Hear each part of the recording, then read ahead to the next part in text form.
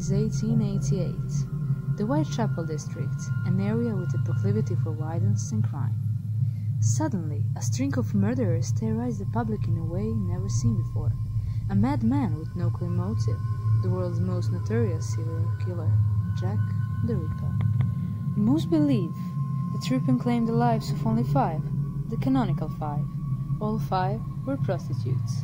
The public was so upset at the failed attempts to identify the killer that the police commissioner and home secretary eventually resigned.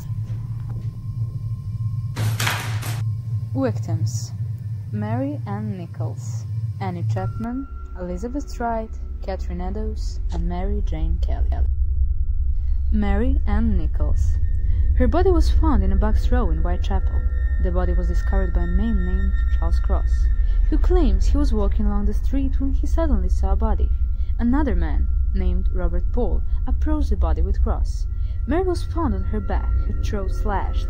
It was determined she has only been dead for about half an hour, meaning the killer was still nearby when Cross saw the body.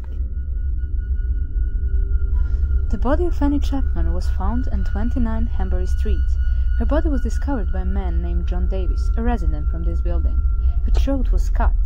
A clue: he's a doctor or has anatomical knowledge. Later that month, the Central News Agency receives a letter from the parent killer, in which he said that he keeps hearing that the police have caught him, but that he isn't afraid of them at all. They actually think it's funny that they think they are on the right track. He also mentioned that they will soon hear him with his little games. This letter has made its way to the papers, and the name stuck at the killer from that point and went by the name Jack the Ripper. The body of Elizabeth Wright was found on Berners Street by a man named Louis Dimstutz 3 days later. Only her throat was cut, which led the police to think that the murderer was interrupted when Dimstutz approached. It was determined that she was dead for 30 minutes. Only 45 minutes after the discovery of Elizabeth, another body was found in Mitre Square, just west of the Stride murder. A woman named Catherine Eddowes was the second victim in the same night. Her body was severely mutilated, including her face.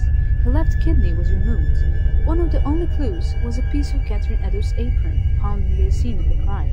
The apron was found by Alfred Long in the doorway of an apartment block nearby street. The body of Mary Kelly was found in her bed by her landlord assistant. This murder was by far because her body was virtually skinned down. Some believe there was up to 11 victims, and it can be assumed that Jack the Ripper was between 25 and 35 years old.